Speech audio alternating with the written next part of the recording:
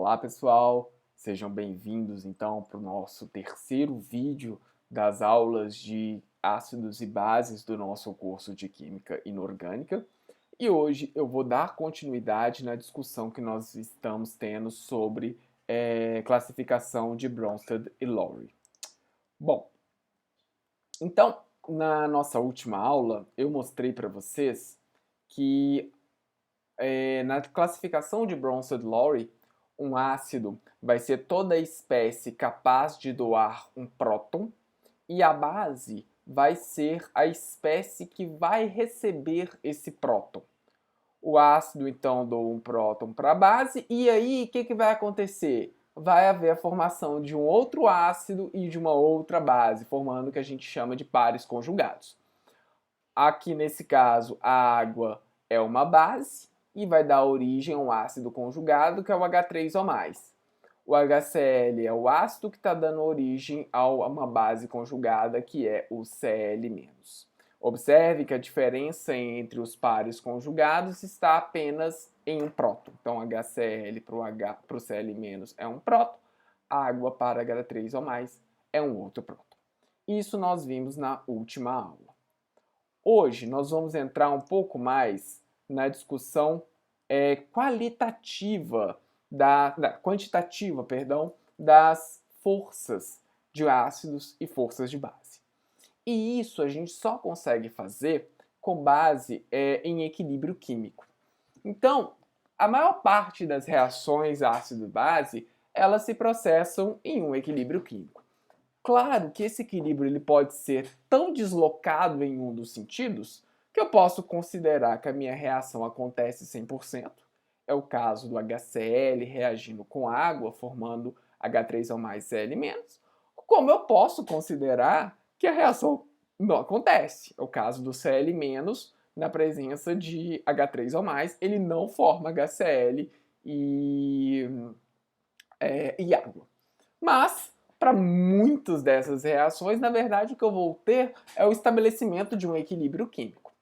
Vamos lembrar do último vídeo que eu comentei que nas reações ácido-base, a reação ela sempre se processa no sentido das espécies fortes darem origem às espécies mais fracas.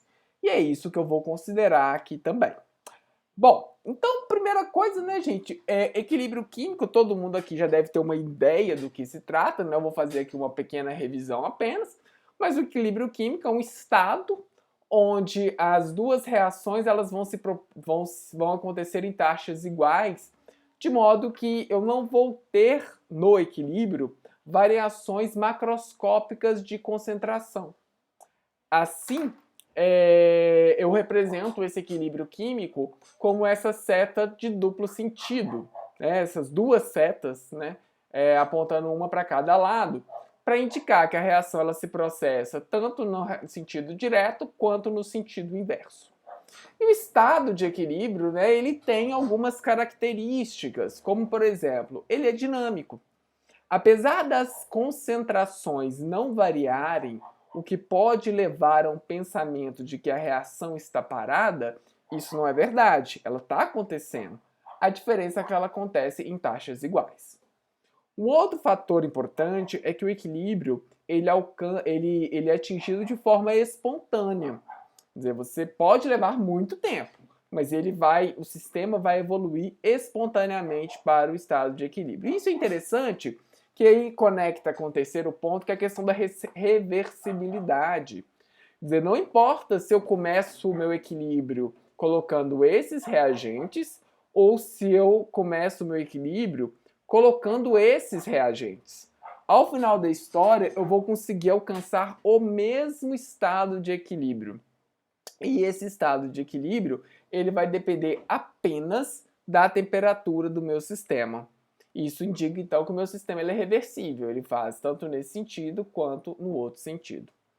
E o equilíbrio químico, ele é um balanço de duas forças termodinâmicas muito importantes, que é a entalpia e entropia, quer dizer, é o aumento, a maximização das interações, bem como o aumento ou a maximização da desordem. É um balanço entre essas duas coisas que vai definir um estado de equilíbrio.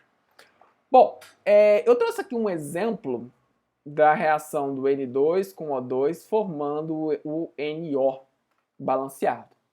Para qualquer equilíbrio, eu posso definir uma grandeza que a gente chama de constante de equilíbrio. Essa constante de equilíbrio ela é dada por essa equação aqui, que é a divisão, né, do produto dos reagentes, nesse caso é o NO, elevado ao seu coeficiente estequiométrico, que nesse caso é 2, dividido pelo produto dos meus reagentes. Então, N2 e o O2 aqui, ambos com um coeficiente estequiométrico apenas, né? O 1 como coeficiente estequiométrico. Essa constante de equilíbrio, gente, é um número. E esse número, ele vai depender apenas da temperatura. Então, se eu começar minha reação com 10 mol desse aqui, 10 mol disso daqui, a reação vai acontecer até alcançar um equilíbrio. Nesse equilíbrio, eu vou ter uma quantidade x aqui e y aqui. Na hora que eu jogar essa quantidade nessa constante, essas considerações aqui são considerações de equilíbrio, eu obtenho um número. Se eu partir, ao invés de 10, de 20, eu vou chegar em outro número aqui. E aí, na hora que eu jogar nessa equaçãozinha aqui, eu vou obter o mesmo número da questão do que eu tinha obtido anteriormente. Desde que, obviamente, eu esteja na mesma temperatura. Então, essa constante de equilíbrio ela é muito interessante, pois ela me permite racionalizar a evolução da minha reação. Se essa constante de equilíbrio é maior do que 1, indica que a quantidade dessa espécie aqui é maior que a quantidade dos produtos. Ou seja, a minha reação ela evoluiu no sentido de reagente formar produto. Se a minha constante de equilíbrio é menor que 1, significa que essas espécies aqui são as espécies que predominaram no equilíbrio, indicando que a minha reação ela não evolui tanto assim. É isso que nós vamos utilizar para classificar ácidos e bases. Então, eu consigo determinar se um ácido ele é forte ou se ele é fraco, avaliando a constante de equilíbrio dele. Essa constante de equilíbrio normalmente ela é avaliada em água. Vai depender de qual solvente que você vai estar utilizando, que serão constantes diferentes. Mas a gente geralmente tem tabelas dessas constantes em água. Então, em água, por exemplo, HF reagiria com água formando H3O+, e F-. Como que seria a constante de equilíbrio desse processo? Seria H3O+, multiplicado por F- dividido por HF. Observem que a água não entra. Por quê? Porque a água é um líquido puro.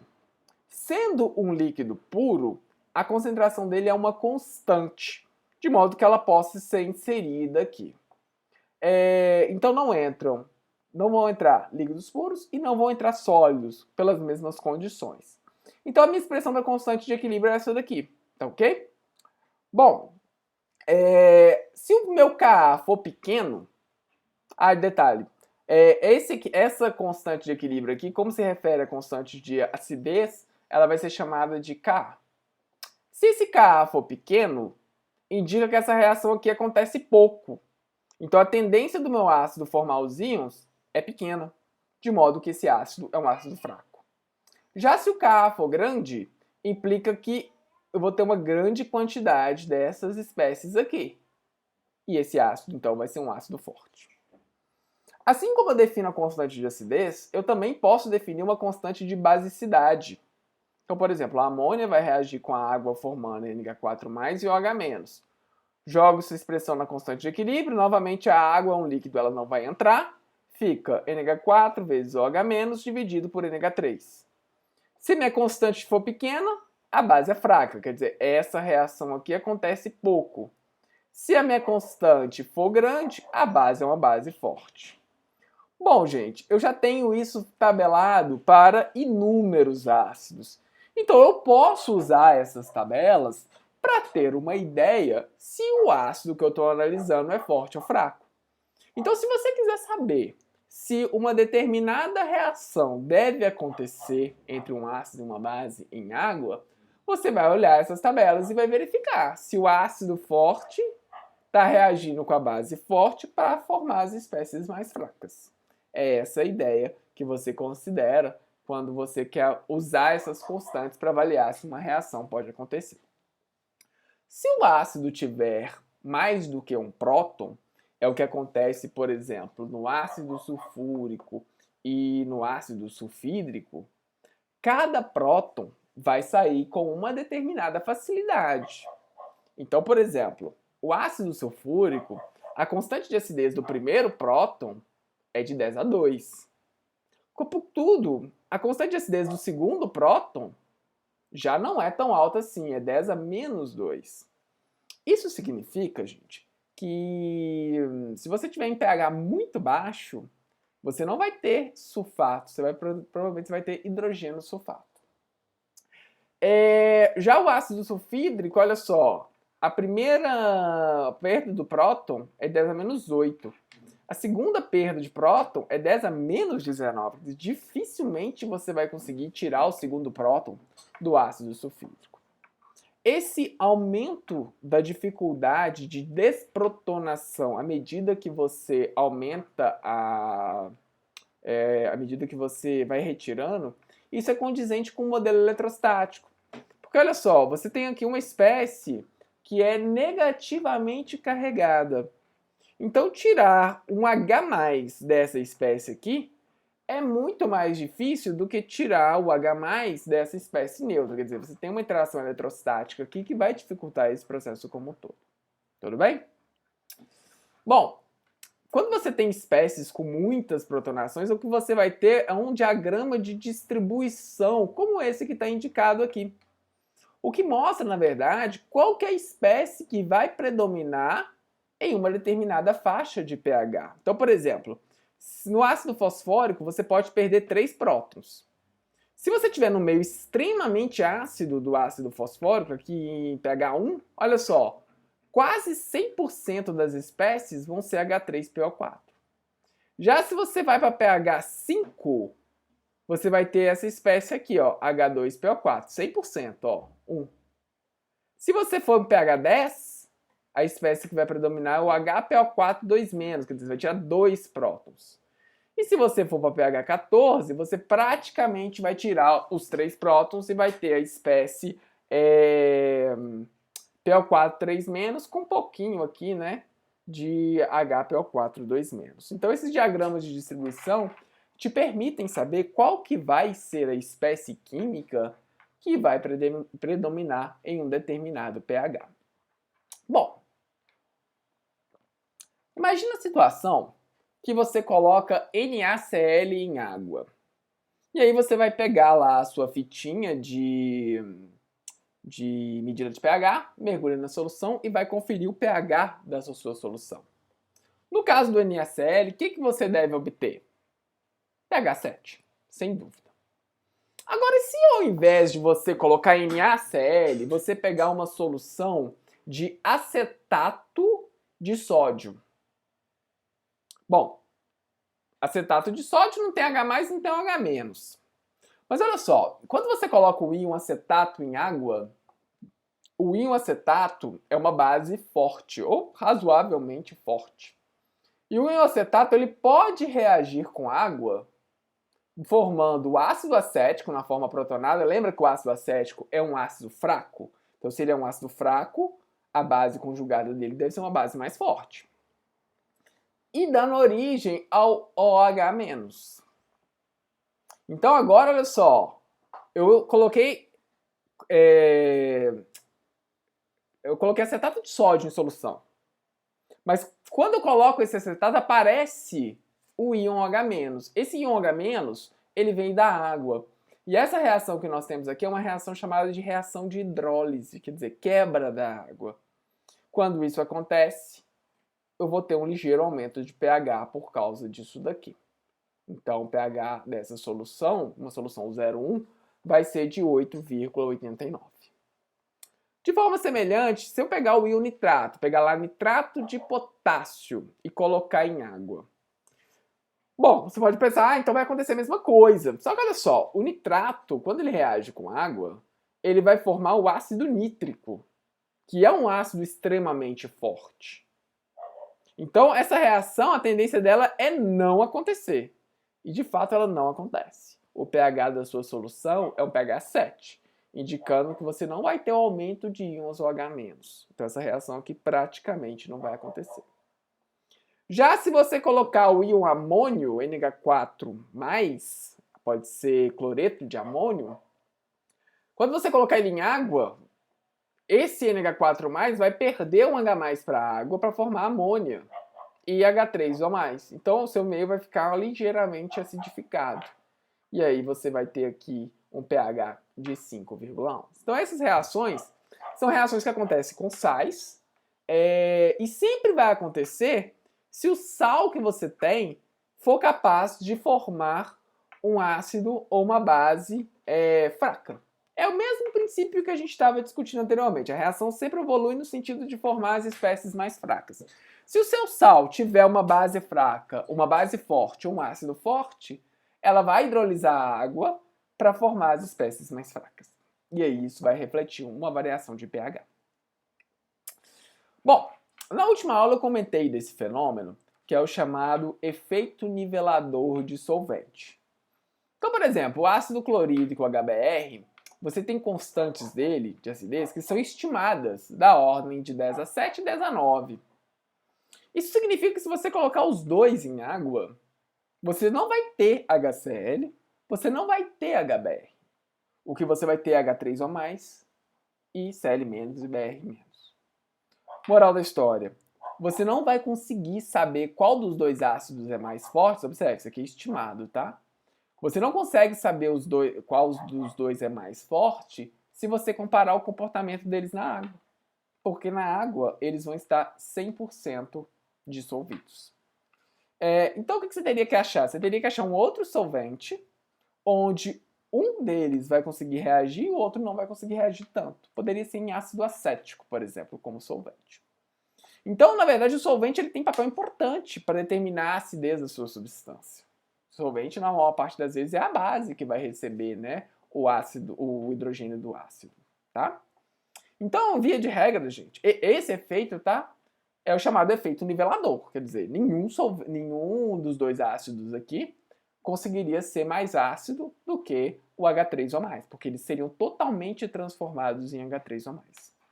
Então esse solvente ele vai ter um papel importante e aí você pode definir ele de forma genérica, como eu estou indicando aqui, né? Então na forma genérica, qualquer ácido que tiver uma constante de acidez maior do que 1 nesse solvente, ele vai ser nivelado. Quer dizer, ele vai formar apenas essa espécie aqui. De mesma forma, a gente tem o efeito para base. Para qualquer base que for mais básica do que a água, ela vai ser convertida em OH-. Então, a base mais forte que você vai ter em água vai ser o íon OH-. É a mesma ideia que nós vamos ter aqui. Ok? Como muitos desses solventes, pessoal, eles têm a capacidade de atuar como ácido e como base, é comum você ter uma reação entre eles mesmos. Então, na água, por exemplo, olha, a água reage com ela mesma, formando H3O+ e OH-. Essa constante, né, essa reação aqui, ela vai ter uma constante de equilíbrio, que é chamada de Kw, constante da água, né, W de water em inglês. Então, no caso da água a 25 graus Celsius, isso é 10⁻⁻14. Essa constante ela é muito importante, pessoal, porque é ela que vai definir lá a escala de pH. Lembra que a escala de pH ela vai de 0 até 14? Esse 14 vem daqui. Mas assim como eu tenho para água, eu tenho essa constante para qualquer outro tipo de solvente. Então, por exemplo, em amônia, você vai ter aqui a formação, né, do NH4+ e do NH2-, e essa constante é 10⁻33. Se você for analisar, se você fizer a mesma análise, né, se você for fazer a mesma escala de pH, mas para amônia, você vai ter uma escala que vai de 0 até 33. Ok? Bom, isso vai ter para qualquer outro solvente que seja solvente dessa natureza, solvente prótico que a gente chama, né?